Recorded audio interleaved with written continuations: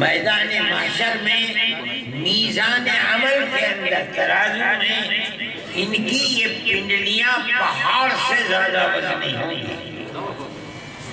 اس سے محدثین فرماتے ہیں کہ اس سے یہ پتہ چلتا ہے کہ ترازو کے اندر انسان خود ایک طرف رکھا جائے گا، ایک طرف اس کے عمل رکھا جائے گا۔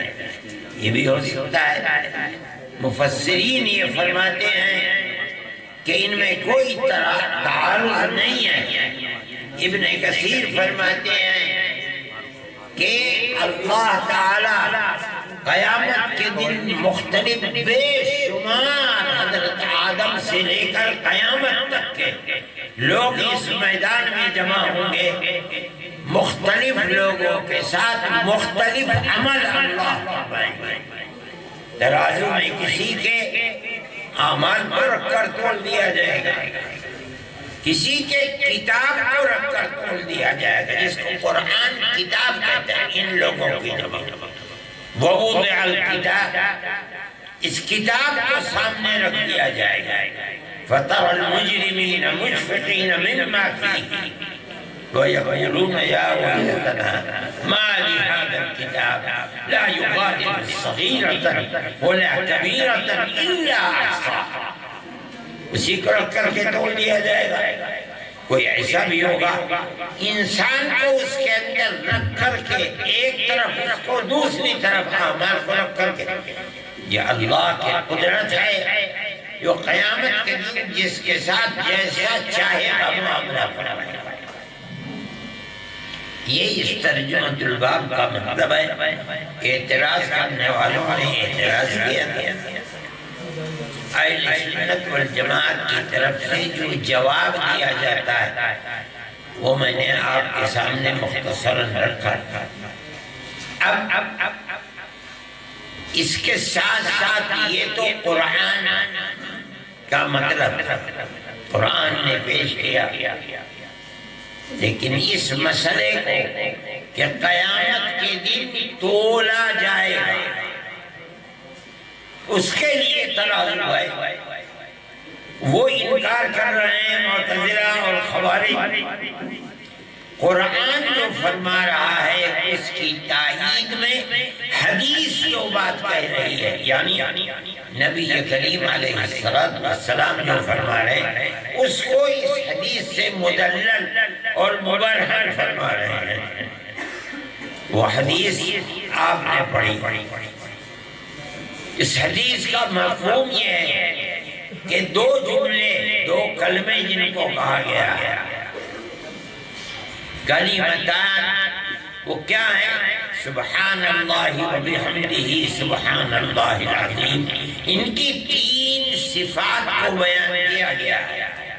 پہلی صفت ہے حبیبتان الی الرحمن، اللہ کو بہت پسندیدہ ہیں، محبوب ہیں کلمے، ایک صفت۔ دوسری صفت خفیفتان علی اللسان، ان کا پڑھنا بڑا آسان ہے، پڑھنے والے پر زبان پر بڑا آسان ہے۔ سبحان اللہ و بحمدہ سبحان اللہ العظیم۔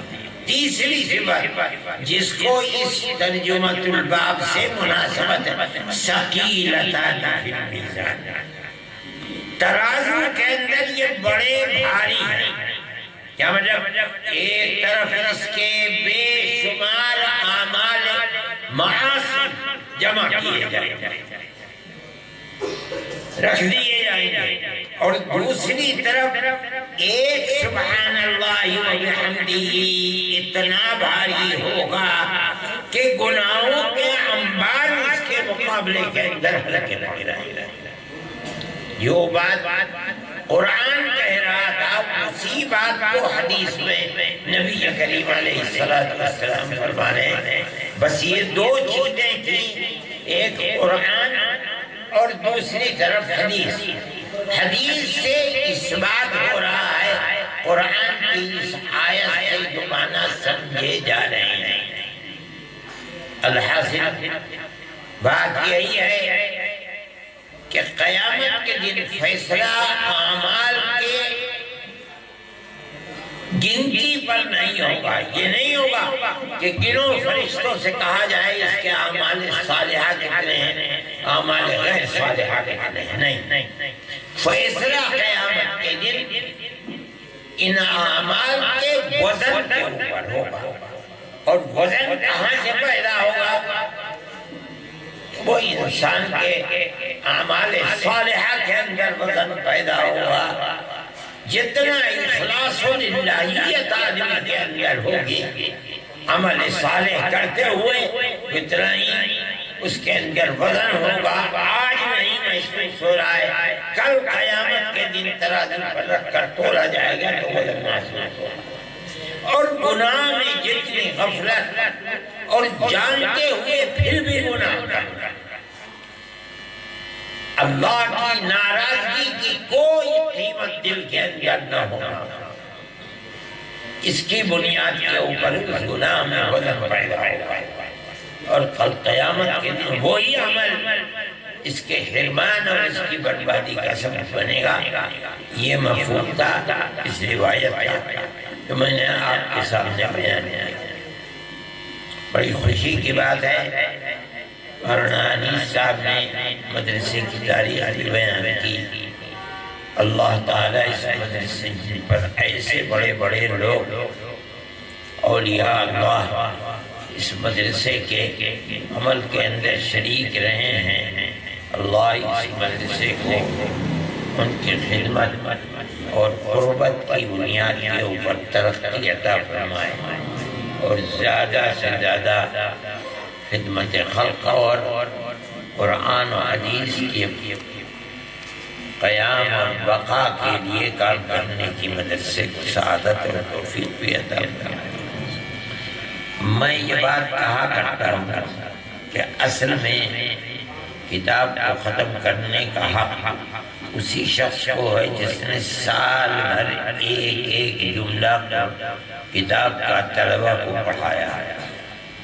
اس کو یہ حق حاصل ہے کہ وہ آخری سبق بھی پڑھائے.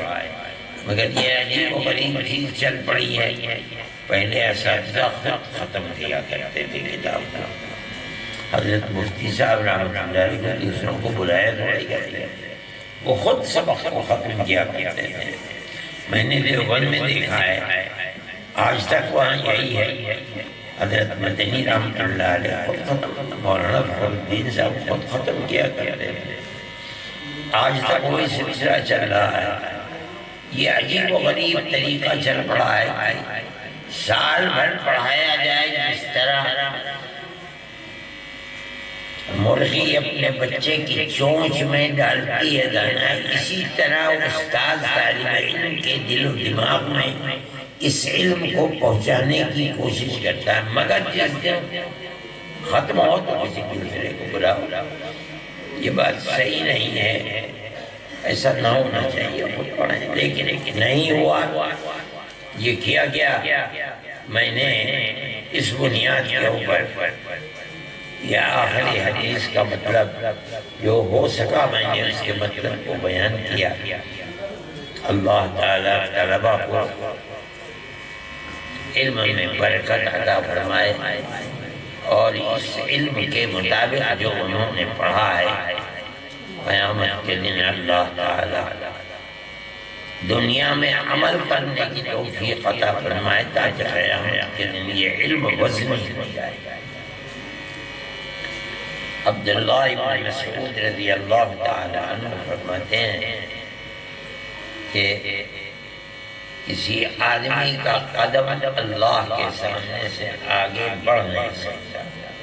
لا تزول قدم ابن آدم یوم القیامت من عند ربه حتى يسأل عن خمس. یہ نبی کریم علیہ السلام کا ارشاد ہے، قدم بڑھ نہیں سکتا جب تک 5 چیزوں کا سوال ہے. ایک تو عمل کا ہوگا، کیا زندگی ہماری ڈیوٹی تھی بتاؤ کہاں لگائی، اپنی جوانی کو کہاں لگایا. دیکھتے تھے جنازوں کو اٹھتے ہوئے، یہ بتاؤ کہ کبھی اپنے بھی جنازے کے اٹھنے کا خیال آیا. دو سوال ہوں گے مال کے بارے میں، ایک ایک پائی کہاں کہاں سے کمایا، اور چوتھا سوال ہوگا ایک ایک پائی کہاں کہاں خرچ کیا، اور پانچواں سوال ہوگا وَمَاذَا عَمِلَ بِمَا عَلِمَ، یہ بتاؤ جو جانا تھا، جو پڑھا تھا، اس پر عمل کرو۔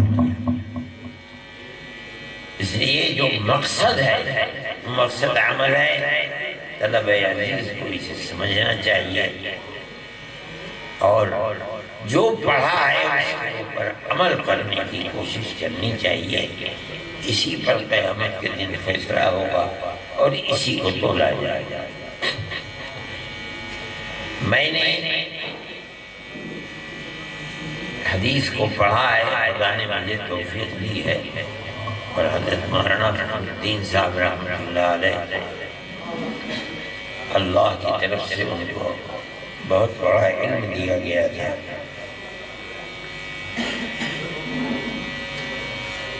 مجھے اجازت حدیث بھی انہوں نے دی، مولانا کہہ رہے ہیں طلبہ کو اجازت حدیث دو۔ دیکھیے دارالعلوم دیوبند اور یہ تمام مدارس گویا کہ اس کی شاخیں، دارالعلوم دیوبند کا ایک امتیاز، اور وہ امتیاز ہے کہ دارالعلوم دیوبند صرف درسگاہ ہی نہیں ہے، دارالعلوم دیوبند کا ایک مسلک بھی ہے جس کو مسلک دیوبند کہا جاتا ہے۔ وہ مسلک دیوبند ساری دنیا میں مشہور ہے، لوگ دیوبند نہ آئے، نہ دیکھا، نہ جانتے ہیں، لیکن کہتے ہیں کہ ہم دیوبندی ہیں۔ وہ اصل میں حضرت گنگوہی رحمۃ اللہ علیہ کا مسلک ہے، وہ مسلک ان کا اپنا بنایا ہوا نہیں، بلکہ وہ مسلک در حقیقت وہی ہے جو صحابہ کرام کا اپنا تھا، نبی کریم علیہ السلام سے لیا ہوا، پھر تابعین نے صحابہ سے لیا، اتباع